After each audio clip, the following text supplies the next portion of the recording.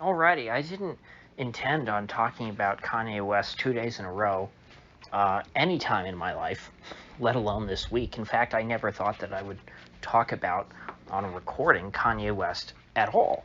But Mr. Ye, after the events of last night, has prompted me to bring his name and invoke it again. Yesterday, I discussed his decision to surround himself with one Milo Yiannopoulos and two Nicholas J. Fuentes, and I rationalized it a bit, trying to think from Kanye's perspective why he would find those two people interesting and want to have them around. Last night, he was on the Timcast IRL show, which, I'll be honest, I watch infrequently. I have been a viewer of old Tim Pool's since really the day he started his daily YouTube videos. I was already a subscriber of his because of other stuff that he had done. And so I did get a notification last night that said Kanye and Milo and Nick were going to be on the show. And so I did tune into that one. Most nights I don't watch unless it's a guest that I know and find interesting. Well, last night there were three guys that I find interesting. Unfortunately, as almost all of you probably know by now, Kanye stormed out in about 20 minutes. So, was this a stunt? Was this Kanye having a mental breakdown? Was this Tim Pool being an asshole and chasing his guest off the set? I'm not really going to analyze this from like a drama standpoint. Like, oh, is Tim a bad guy? Or is Kanye, a bad guy? I want to look at this more as Kanye is supposedly a presidential candidate. He's a guy with a lot of money. He has the ability to self-fund a presidential campaign at the moment, I think. I think that he would raise a lot of money. I think small donations for Kanye would pour in if he made a serious run for president. But what I saw last night, I'm not going to say he was unpresidential, because that's BS. That's a code. There's no such thing as presidential. What does presidential mean? Oh, you smile as you're stabbing your voters in the back? Is that what makes you presidential? No. So I'm not going to say Kanye didn't act presidential. He didn't act sane. He didn't act stable. You can have as crazy or radical beliefs as you want. I maintain this in American politics, and be successful if you say it in the right way. If you say it in a way that appeals to people and that sort of is in their language. Kanye didn't, well, he said what he wanted to say for a few minutes, but when he got any pushback at all, he was unable to articulate a defense. He wasn't able to respond. And that, to me, is the death knell of any potential Yay 24 presidential campaign.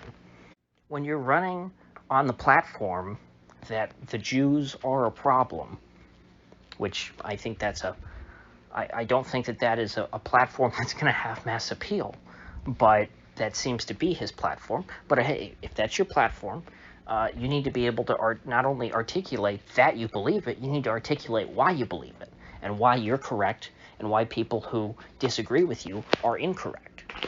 All Kanye said last night for the 20 minutes before he stopped, and you could tell he was building. The rage inside him was growing until he exploded and stomped off the set, hailed a car.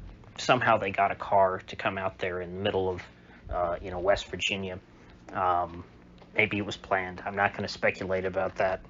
But he was very frustrated that he wasn't getting through to Tim in particular. That's who he was sitting across from.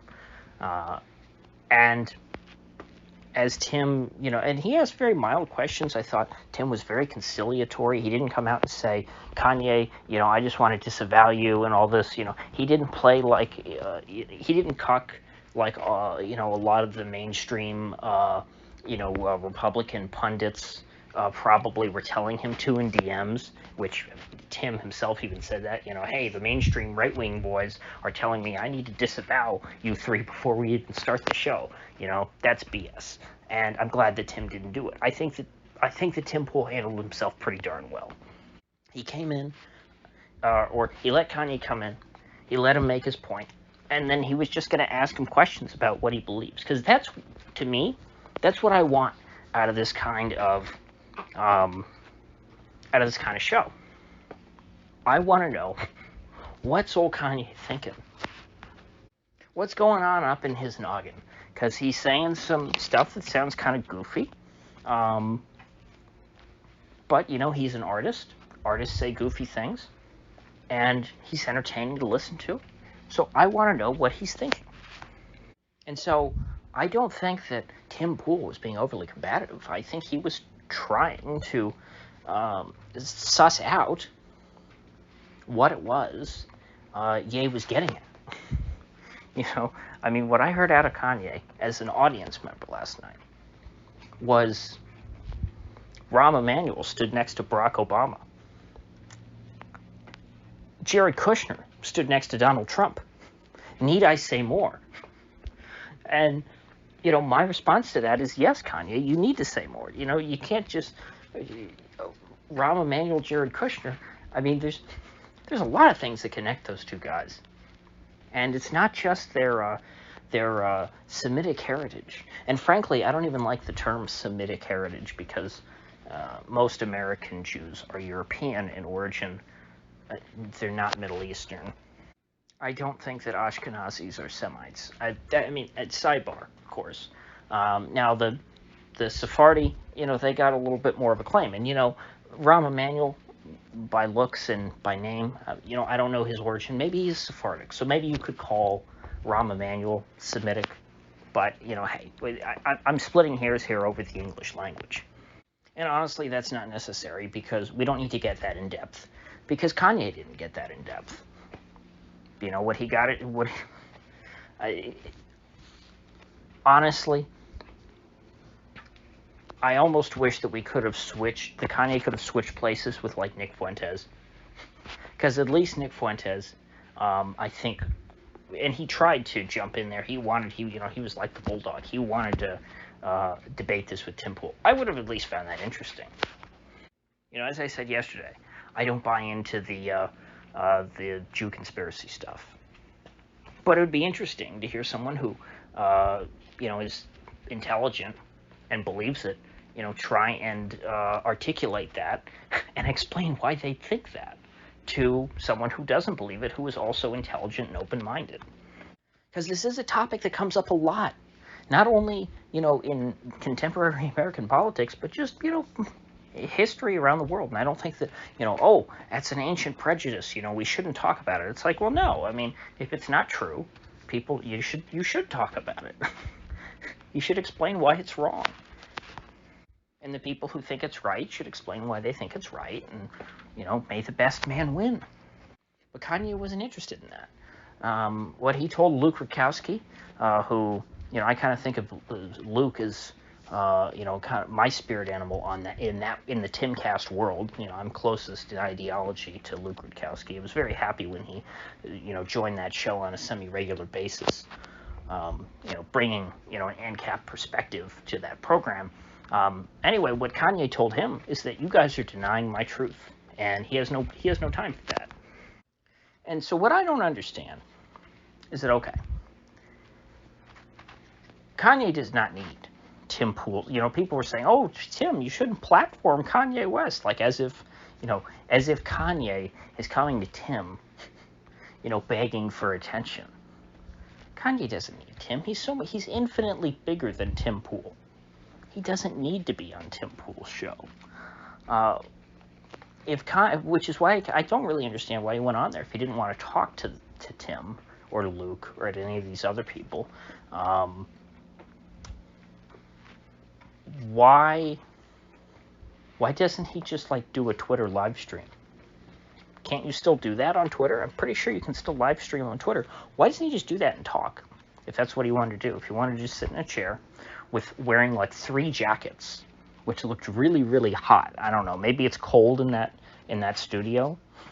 I would think under a bunch of bright lights it'd be hot as hell. But he was wearing a bunch of jackets, and he wanted to just talk. Why didn't he just do that? I mean, he has a phone. That's all you need. You know, why did Kanye go on Lex Friedman? I mean, I think that Lex Friedman is a plant of some sort.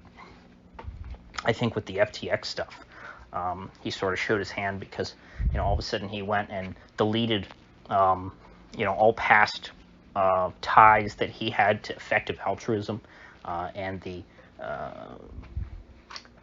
sort of puppet master, the alleged puppet master behind Sam Bankman-Fried, who has been a guest on Lex Friedman's show.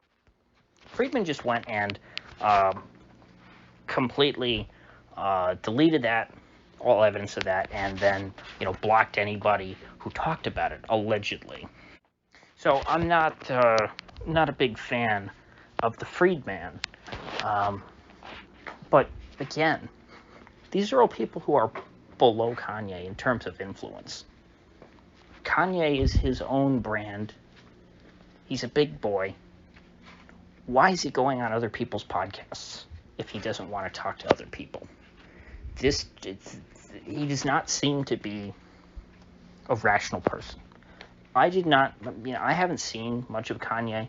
I haven't seen him on film talking at all in recent times. So I didn't, I could easily write off all these things that people were saying. Oh, he's crazy, he's bipolar. He needs to be heavily medicated. It's like, yeah, that's what they say about everyone who's an independent thinker.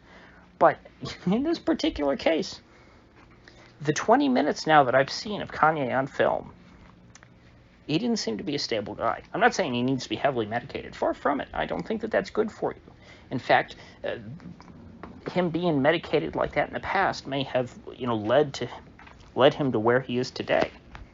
But nevertheless, last night, he did not come across as someone who is capable of being a leader of any kind. Thought leader or otherwise, political leader, community leader. He was just someone who wanted to sit in his chair and spout whatever he wanted, and if there was any pushback, he wasn't going to have it. You ever watch somebody like Trump, who has up until now, you could say, hey, similar story to Kanye. He was this billionaire celebrity, and he decided, I'm going to run for president. When Trump got in the ring with people, debate-wise, he'd tear them up. He would push back on them. He'd, make his points. He'd stand his ground, and he would defend, whatever position it was he had, and he would make his points. Kanye's not done that. Kanye doesn't appear interested in that at all. And for that reason, I don't think Kanye 2024 is going anywhere. He's not even going to Ross Perot territory. Now, does that make me happy? No. I mean, for the memes, I would have been very happy to see, a real Kanye 2024 presidential run. I think that would have been funny. I may have even been tempted to vote for him just for the laughs so I could say I voted for Kanye West for president. But at this point, I don't foresee that in the future. People are saying that, this was a stunt orchestrated by Milo. Maybe, but does this really... How does this help Milo? How does this elevate... How does this help make Milo look good? How does this get him more exposure? Because I think what would have been the most advantageous for these two Kanye groupies, Milo and Nick, is if all three of them did the show for 2 hours and all three of them kind of spoke for an equal amount of time. And they would have raised their own profiles by being next to Kanye on this same platform. Timcast is not a get for Kanye. Kanye is slumming by going on Timcast. But for Milo and for Nick Fuentes, those are the big leagues for them. Now, Milo was already on Timcast a couple weeks ago. Apparently, it was a very popular episode. I didn't watch that. But Nick Fuentes certainly, I think under other circumstances, probably wouldn't be on Tim's show. And so, for these guys, I think it would have been to their benefit for Kanye to stay on there as long as possible and for them to get a chance to talk. So I don't think that this was all according to plan. You could argue, well, we're talking more about it because Kanye stormed off. I probably would not be talking about Kanye 2 days in a row if there hadn't been this crazy turn of events. But because of what happened last night, I don't foresee talking about Kanye West too much in the future, because he does not appear to be a serious person. And if he's not a serious person, with any sort of serious political ambitions, then I have no real reason to talk about him. At least not in the context of the 2024 election. If I talk about him, maybe it would just be, for yucks. With friends or family or something like that. I wouldn't really be talking about him on this channel. He would not be relevant to current events. So, with that said, I will see you folks back here tomorrow.